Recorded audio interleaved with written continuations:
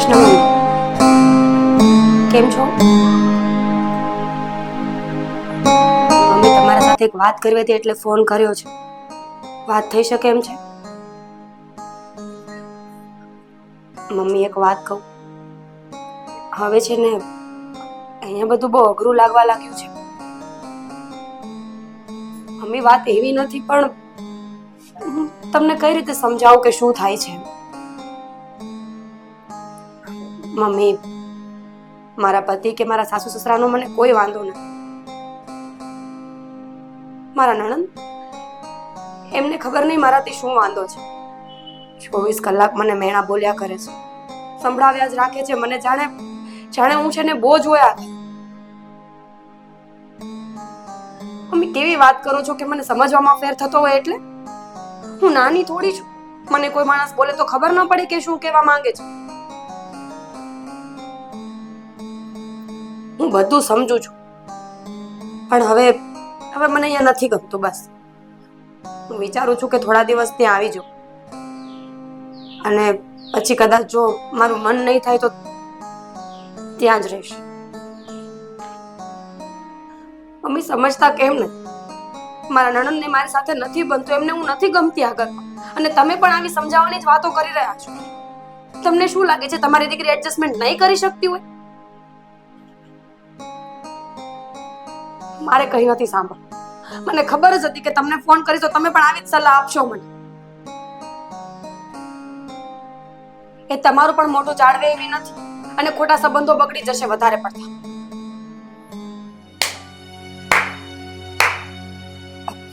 Mummy, હું પછી phone કર. કરી લો, વાત કરી લો. એમાં આ ફોન મૂકવાની શું જરૂર હતી? અને આ તો ખુશીના સમાચાર કહેવાય. આને તો જોર જોરથી બોલાય અને બધાને કહેવાય. આમ છુપાઈ છુપાઈને થોડી વાત કરવાની હોય. કઈ વાત કરો છો? કઈ વાત એટલે? હા, મારા લાડકા ભાભી પોતાની જાતે જ વનવાસ લઈ રહ્યા છે. મને ખુશી ના થાય? થાય જ નહીં યાર. કેવી વાત કરો છો?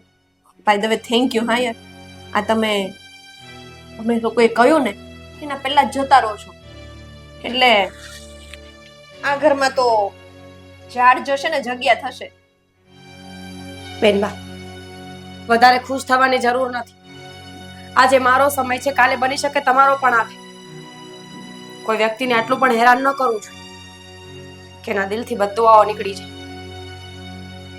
હું તમને જ સમજાવવાની કોશિશ કરતી હતી અત્યાર સુધી કે તમારા લીધે મારું સક પણ નથી થતું ને, તો મારી પણ બદદુઆ નીકળતી જ હતી, પણ તમારાથી જોવાતી નહોતી, તમને ખબર નહોતી પડતી.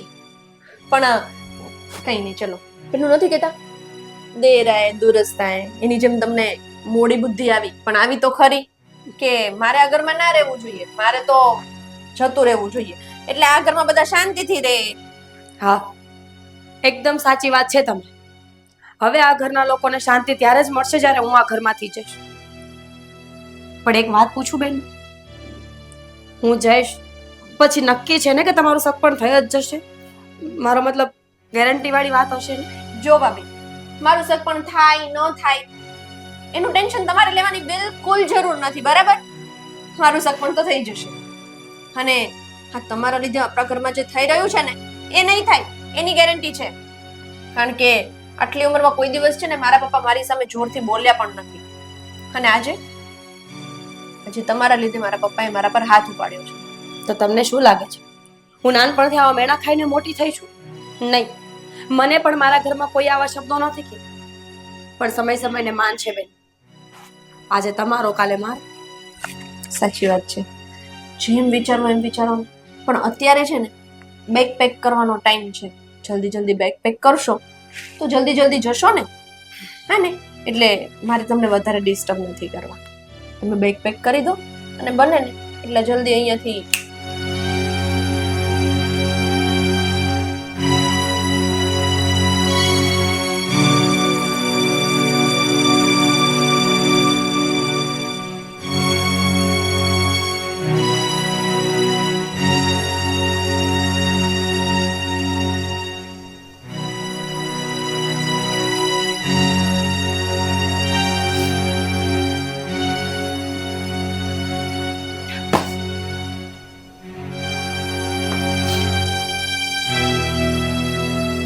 આરતી તું રડે છે? શું થયું? કઈ નહીં. ખબર જ હતી આ કવિતાને બહાર જતા જોઈને જે રીતે એને મારી સામે જોયું ને, મને સમજ પડી ગઈ હતી કે નક્કી એને કંઈક કાંડ કર્યો છે. કંઈક તો એવું કહ્યું છે કે જેના લીધે તને દુઃખ પહોંચ્યું હશે. એ છોકરીની હવે હદ થઈ છે. હું એને આજે છે ને મારી ભાષામાં સમજાવી દઈશ, છોડીશ નહીં એને. રહેવા દો. કોઈને કઈ સમજાવવાની જરૂર નથી. અભય વાંક મારો જ છે ને. બધી ભૂલો મારી જ છે. હું આ ઘરમાં પરણીને આવી એ મારી ભૂલ છે. એમનું સગપણ નથી થતું એ મારી ભૂલ છે. મને બાળક નથી થતા એમાંય મારી એકની જ ભૂલ છે. કેવી વાત કરે છે તું? આજ સુધી મેં તને ક્યારેય કઈ કહ્યું? મમ્મી પપ્પાએ કઈ કહ્યું? તો પછી એ બાળક બુદ્ધિ, એ નાદાન, એ બુદ્ધિ વગરની છોકરીના લીધે તું આજે આંસુડા વહ્યા છે. અને આ શું કરી રહી છે તું મને જરા કહીશ? બરાબર જ કરી રહી છું. શું? અભય એક વાત કહું, માણસ જ્યારે પોતાના વિશે રોજ ખોટી ખોટી વાતો સાંભળે પછી ક્યારેક એને પોતાના પર ડાઉટ જવા લાગે. ક્યારેક એને પોતાને પણ વિશ્વાસ ના આવે કે આ જે વાતો થઈ રહી છે એ ખોટી છે. મારા મનમાં કેટલાય સવાલો ચાલે છે. થાકી ગઈ છું. મારી અંદરની જંગ હવે મારાથી નથી લડાતી. તું થોડું સમજવાની કોશિશ કર. આવું બધું તો ચાલ્યા કરતું હોય. આજે આ નણંદ ભોજાઈ વચ્ચે કયા ઘરમાં ઝઘડો નહીં થતો હોય? સાસુ વહુ વચ્ચે, બાપ દીકરા વચ્ચે પણ થાય છે. તો એણે બે શબ્દો કહ્યા તો એ આટલા બધા મન પર નહીં લેવાના. અને જોઈએ તો તું બે શબ્દો એને સંભળાવી દે ને એટલે તને પણ મનની શાંતિ થઈ જાય. પણ આ રીતે આંસુડા ન વહાવ. તો એના મને મારામાં ફરક શું? મને એટલા માટે બધી વાતો લાગી આવે છે કારણ કે આ બધી વાતો ક્યાંક ને ક્યાંક સાચી છે. ક્યાંથી સાચી? કેવી વાત કરે છે તું? બરાબર જ બોલું. હું જે કરું છું ને એ બરાબર જ છે. હું જ્યાં સુધી આ ઘરમાં રહીશ ત્યાં સુધી બેનબા કોઈ દિવસ મને શાંતિથી રહેવા નહીં. એના કરતા સારું છે કે હું આ ઘરમાંથી જતી રસ્તો કરી આપું તમને બધાને. એ કોઈ વસ્તુનો ઉપાય નથી. અને તું એક વખત વિચાર તો કર કે તે આ નિર્ણય લીધો તે તારું તો વિચાર્યું, પણ તે મારું તો કઈ વિચાર્યું જ નહીં. મને તો કોઈ પણ વાત ગુના વગરની સજા તું આપે છે. મેં તો તને કઈ કહ્યું નથી ને. ઉલટા નહીં, મેં તો કવિતાને સમજાવવાની કોશિશ કરી, એની સાથે લડ્યો, મમ્મી પપ્પાને પણ વાત કરી, પણ એ કોઈનું નથી માનતી. તો તું મારી સામે જો ને. તે મારી સાથે લગ્ન કર્યા છે ને. કવિતા તો કાલ સવાર ઉઠીને સાસરે ચાલી જશે, બધું સારું થઈ જશે. થોડો સમય ધીરજ રાખી લે ને આરતી. કેટલો સમય? નક્કી છે કે તમારી બેન કેટલા દિવસ પછી નહીં બોલે? 2 દિવસ, 4 દિવસ, અઠવાડિયું? એના લગ્ન થઈ જાય ત્યાં સુધી. તમે સમજતા કેમ નથી? અભય એમનો સ્વભાવ છે અને માણસ પોતાનો સ્વભાવ ક્યારેય ના બદલી શકે. એ લગ્ન પછી આવશે ને તો પણ કંઈક નવું શોધી લાવશે. હા, એના લીધે ઘર છોડી દેવું, અલગ થઈ જવું એ તો કોઈ ઉપાય નથી ને. આ કોઈ રસ્તો નથી. એમ સમય સંજોગોનો સામનો કરવાનો હોય. અને દુઃખ કોને નથી હોતું? કોને તકલીફો નથી હોતી? દરેક વ્યક્તિને કોઈની કોઈ તકલીફ હોય, કોઈને બીજી વાતની તકલીફ હશે, કોઈને આ વાતની છે. તો એનો મતલબ એ તો નથી ને કે આપણે આવી રીતના ભાગી જઈએ.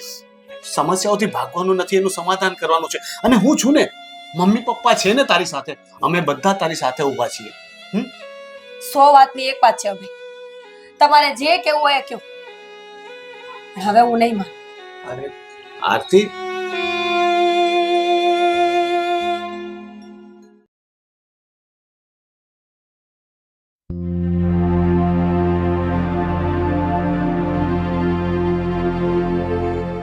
બેટા આટલી બધી ખુશ છે?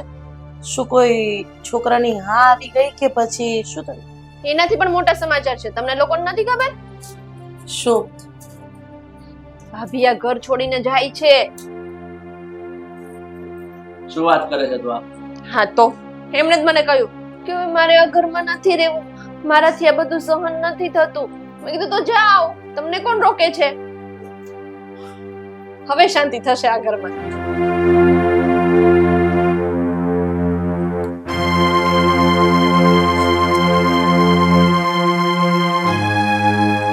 કીધું તું ને મેં જાય છે એમ.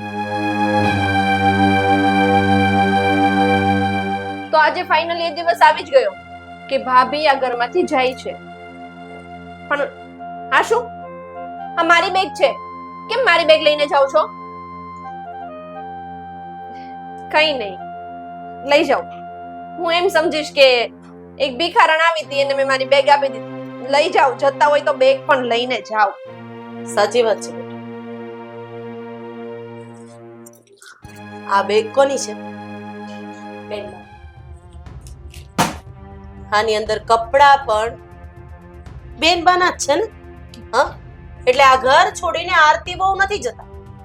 આ ઘર છોડીને કોઈ જાય છે ને તો એ તું છે. અને અપશુ કન્યાળ, છપ્પર પગી, જે તું આને કહેતી હતી ને, હે અમારા મતે તો હવે તું જ છે.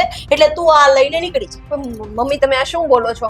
હા, કાલની આવેલી ઉપર તમે વિશ્વાસ કરો છો? હા, કાલની આવેલી એ દીકરી તરીકેની દરેક ફરજ નિભાવી છે, અમારી સેવા કરી છે, અમારું કયું માન્યું છે, અને કાલ સવારે અમારું ઘટપણ પણ મારો દીકરો અને વહુ જ પાડશે. એટલે અમારે તારી કોઈ જરૂર નથી. અને આવી દીકરીની તો બિલકુલ જરૂર નથી કે જેને બોલવાની ભાન નથી, જેનામાં કોઈ સંસ્કાર નથી. હા, અને આ જીવન અમે કઈ તને સાચવી રાખવાના ઠેકા નથી લીધા. મમ્મી બાપના ઘરે દીકરી 30 વર્ષ સુધી સારી લાગે, માનીએ છીએ કે ગમે ન ગમે કરતા કરતા 30 વર્ષ નીકળે, એની પછી અમારી કોઈ જવાબદારી નથી. હા, પણ તમને નથી ખબર, અત્યારે છે ને કોઈ મા બાપને દીકરાઓ નથી સાચવતા. એ દીકરી જોડે જ પાર પડે છે. હવે તું ખેમૈયા કરી જા. અને તારી મમ્મીએ શું કીધું? આ બેગ તારી છે, એમાં કપડાં પણ તારા છે, તારે આ ઘરમાંથી જવાનું છે, એ ફાઇનલ છે. હા, તારા ખુદના પાર પડવાના ઠેકાણા નથી અને તું અમને લોકોને પાર પાડીશ. હા, જો જાજી વાતના ગાડા ભરે, નીકળ ઘરની બહાર. મમ્મી કેવી વાત કરો છો? જે કહું છું ને કાન ખોલીને સાંભળીને નીકળી જા ઘરની બહાર. હું ક્યાં જઈશ? કોના ઘરે જાઉં? પ્લીઝ. તારી બેનપણીઓ બોલાવે છે ને વારે ઘડી રખડવા માટે, ફરવા માટે. હા, એના ઘરે જજે. કોઈ સાચી સલાહ વાળું માણસ તારી પાસે તો છે નહીં. હવા રખડું જેવા છે એની જોડે રહેજે ને એની જોડે રખડ્યા કરજે. હા, નીકળો જાઓ. હાલ હાલ. મમ્મી શું કરો છો તમે? બેનબાને ઘરની બહાર કાઢશો તો લોકો તમારી જ વાતો કરશે, લોકો તમારા સંસ્કારો પર આંગળી ઉઠાવશે. અને રહી વાત મારી, તો હું તો મારા માવતરના ઘરે જાઉં છું, બહાર નથી જતી. જો જ્યાં સુધી બેનને સબક શીખવવાની વાત હતી ત્યાં સુધી વાંધો નથી, પણ જો ખરેખર તમે લોકો બેનને ઘરમાંથી બહાર કાઢતા હોય ને તો હું સહેમતી નહીં આપી શકું. પણ આરતી, તે જોયું આટલું બધું થયા પછી પણ એની આંખમાં આંસુ નથી, એના મોઢા પર પછતાવો નથી. તો પછી એના માટે આ સબક જરૂરી જ છે. એ આ ઘરમાં નહીં રહી ને તો એને ખબર પડશે કે પરિવારની વેલ્યુ શું. પોતાના કામ જાતે કરવા પડશે ને ત્યારે ખબર પડશે કે ભાભી હતા ને બધું રેડીમેડ મળતું હતું ને એ કેવું લાગતું હતું. મમ્મી, પપ્પા, ભાઈ, ભાભી, મને માફ કરી દો. ખચાવવાના અને બતાવવાના અલગ છે, મને ખબર છે. હા, એટલે આવું ને આવું અઠવાડિયે 15 દિવસે ચાલુ રહેશે ને મારા ઘરની અંદર, કે મને નહીં પોસાય. મમ્મી, હું સાચું કહું છું, મને માફ કરી દો. મને મારી ભૂલનો અહેસાસ થઈ ગયો છે. અને રહી વાત લગ્ન કરવાની, તો તમે લોકો જ્યાં કહેશો ને ત્યાં હું લગ્ન કરી લઈશ. બસ. એમ તું આજે ખરેખર સાચું બોલે છે કે અમે લોકો જે જગ્યાએ છોકરો પસંદ કરીશું ત્યાં તું શક પણ કરી લેશે? હા પપ્પા. અમીલા, તને શું લાગે છે આ કવિતા આપણો બતાવેલો છોકરો પસંદ કરી અને સાસરે જતી રહેશે? હા, એને કીધું છે તો જતી જ રહેશે ને. અને આમ પણ મને આ મંજૂર નથી. શું કર, તમને શું વાંધો છે? એટલે આપણે છોકરો પસંદ કરીએ અને કમ અને લગ્ન કરે તો ત્યાં જઈને દુઃખિત થવાની છે. એને જે કર્યું એને સમજાઈ ગયું છે. આરતી સાથેનું તારું વર્તન એ જ તારી ભૂલ છે. છોકરો પસંદ કરવા માટે ઉતાવળ કરવાની જરૂર નથી. અમે કઈ તારા દુશ્મન નથી. તને જે છોકરો સારો લાગે, અમને બધાને સારો લાગે, ત્યાં લગ્ન કરજે. પણ હવે પછી આરતીને કઈ ન કહેતી પ્લીઝ. નહીં કહું. ભાભી, મને માફ કરી દો. બેનબા, હાથ ન જો. નણંદ તો દીકરી ઠેકાણે, અને દીકરી મારા પગમાં પડે તો સારું ના લાગે. પણ હું બે હાથ જોડીને એટલી જ વિનંતી કરીશ કે ઘર પરિવારમાં બધા સભ્યો સરખી રીતે રહીને તો જ ચાલે. એક આડાવડું ચાલશે ને તો ઘર નહીં ચાલે.